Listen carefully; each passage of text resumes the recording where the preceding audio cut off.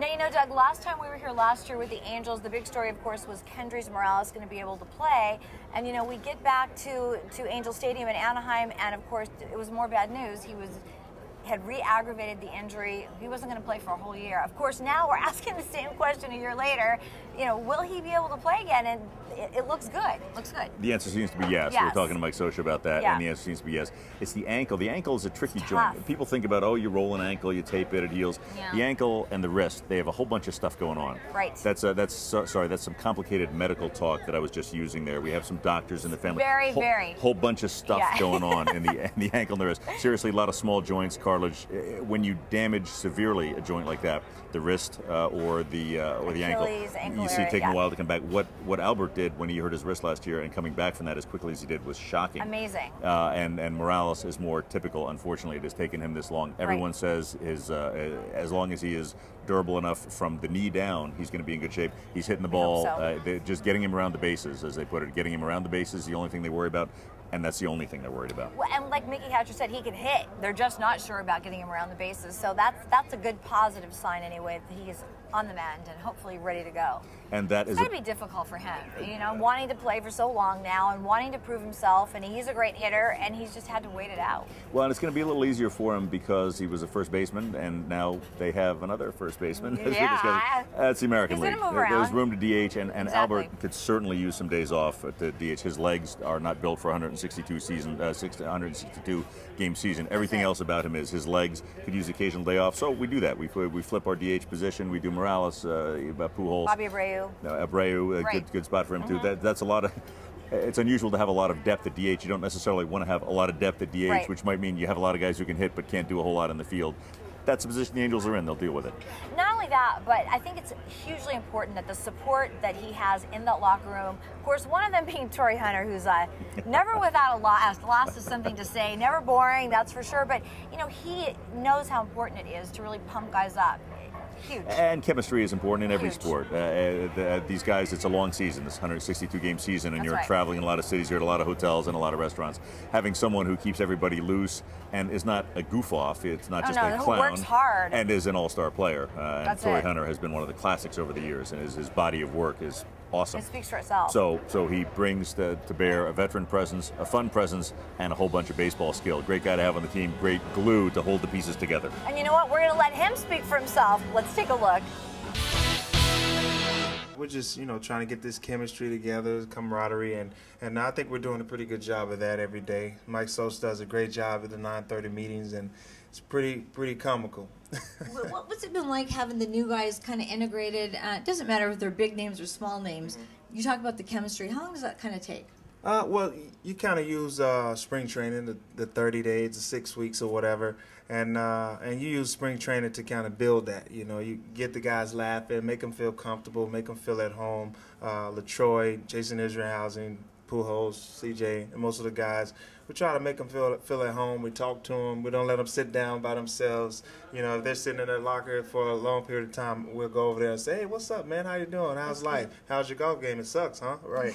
But we have different conversations like that and try to keep those guys involved. So when you make adjustments throughout your career, is that something that, is it easier for a coach to look at you and see what you're maybe not doing right or wrong, or? It's always better if, you know, my eyes, I can't see anything. I'm just doing it. But it's always better when you have like a Bobby Abreu, you know, Albert Pujols now, and Mickey Hatcher. You got more than one eye on you. You have several eyes on you. So you can get bits and pieces from everybody, and you take what you like and try to work with it. And so it's always better when somebody else is watching you. And if you like what they're saying, you take it. If you don't, let it go out the other ear. Okay. Now, who is the biggest jokester in the locker room?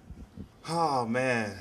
The biggest jokester in the locker room, it's probably Bobby or me or Vernon. I mean, we're pretty bad. Yeah? Yeah, I mean, we're bad. Like how bad? Like, what are we talking about? Rated R bad. Ooh, it's rated not PG. R. I can't tell you everything. We're bad. But, you know, you know, being politically correct when I'm talking to you, I smile. I'm so nice. Always. Behind closed doors, we're bad. Yeah. Yes. That helps to build that camaraderie. But good bad right? though. Yeah. We're good bad. Not bad as bad. Okay, we don't like these guys, but we're good bad. We make people laugh and different things like that. And it's PG, so it's pretty cool. Okay. No, rated R.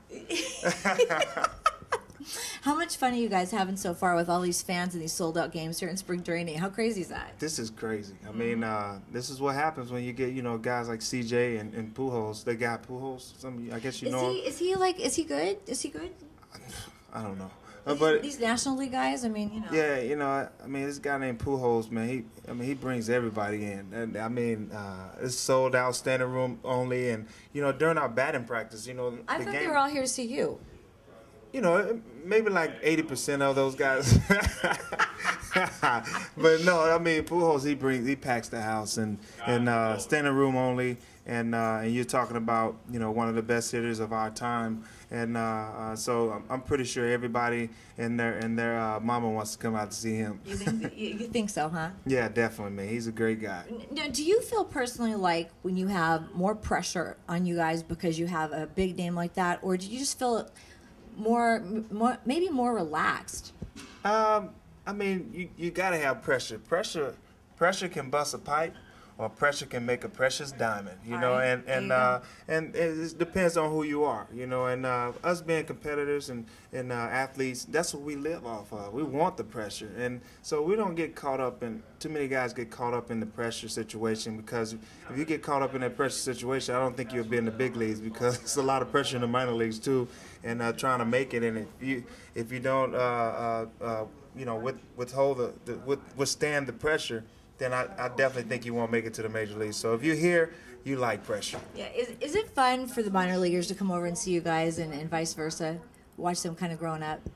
Yeah, definitely, man, because I was that guy, the minor leaguer that came up and played in some spring training games, and it's always good to have, like a guy like a Kirby Puckett or Dave Winfield, Paul Molitor, who came to me and just talked to me all the time, followed me around, and they told me to follow them around, and I was able to get all the information, watch those guys work the crowd, work the vendor, work everybody, treat people the same, and I really liked the way they did it for me, and I was able to watch those guys, how they work hard and how they treated people, and it was like contagious, so that's what I do.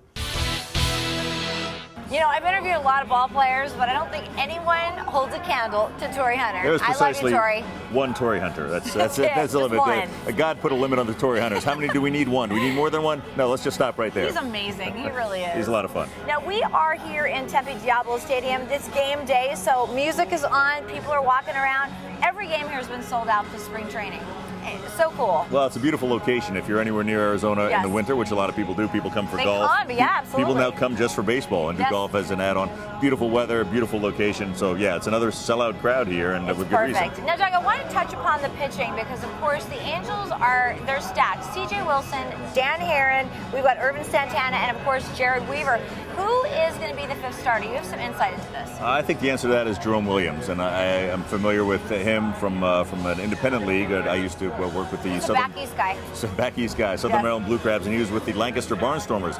In case you haven't heard of the Lancaster Barnstormers, hasn't everybody heard of that? And that's the way we pronounce it in the East. I know you pronounce it Lancaster. You have a Lancaster out here. You get beat up back in Philly if you say Lancaster. It's Lancaster out there, and it is weighs probably 30 miles west of Philadelphia. Lancaster Barnstormers is part of the Atlantic League. As part of his chipping his way back up to the major leagues, Jerome Williams has played in a few places, including Lancaster. I run across him there. He is a very popular player in the clubhouse. He's a big, strong kid. He looks like a football player. He's big. He does a lot of that locker room, a lot of clubhouse. They call it a locker room. It's a clubhouse in baseball, but it looks like a locker room from football. Jerome Williams, big, strong kid. Right now, he's working through a little hamstring tweak. I believe he is the fifth starter. He's a right-hander, big, strong right-hander. I believe he will anchor the bottom of that. I think he is to be the number 5 starter in a rotation that is very good. They need bullpen help. Rotation. They need bullpen help, and maybe Jerome Williams will wind up in the bullpen. I prefer not. I think of him as being the number 5 starter. Okay. But they need some bullpen help. They need somebody to set up, and they need somebody to close. They had too many blown saves last year. Those are devastating to a club. Devastating to have a lead and demoralizing. So I think Jerome Williams is the 5th starter. If not there, then in the bullpen. They need some strong people to do setup work and a really strong guy to close. Well, and thinking about this too. Maybe they get through the first half of the season and then they'll get help before the break. We'll see what happens from there. A lot of teams do that. You see where you are. If you are a contender and this team is they'll get help. likely to be a contender. You Absolutely. go, where are our weak spots? We need maybe third base, it may be the bullpen, maybe a closer, a setup guy. Those are what I see they may need. Who knows? Maybe we'll all be pleasantly surprised. That's what I see them needing. Maybe they'll go out and fetch it, or maybe spring training will develop it right now. And I might know somebody for third base, just in case they need it. So. David Wright, just a crazy guess. Yeah, absolutely. From Maria Serrao, David Wright is always a good guess. Whatever the question might be, David Wright. David Wright could be the answer. That's right. All right, that's all the time that we have. Thank you so much for joining us here in beautiful Tempe, Arizona. I'm Maria Serrao. He's Doug Hughes, and we'll see you next year. But we're excited where we are, but we also understand where we want to get to. It takes a lot of work. We're waiting for some guys to maybe get back from being nicked up in the off season, or a guy like Kendry Morales trying to get back into his game from a serious injury. So right now things are moving in the right direction, but we know there's a gap we need to close to be the team we can be. Okay, and what kind of things are you working on to make that gap closer? Well, I think we're looking. You always look for depth in your starting rotation, and we're always searching for some guys that are going to help fill that up. Some of your younger guys coming up. Okay. I think that on the offensive side, we have a chance to be as deep as any team we've seen here. So you're trying to get your defensive chemistry on the field right, your pitcher-catcher communication where it needs to be. So there's a lot of things that that you need just to keep methodically pushing every day to reach your goal. Hey, Kendry, get in there. Don't tear us up.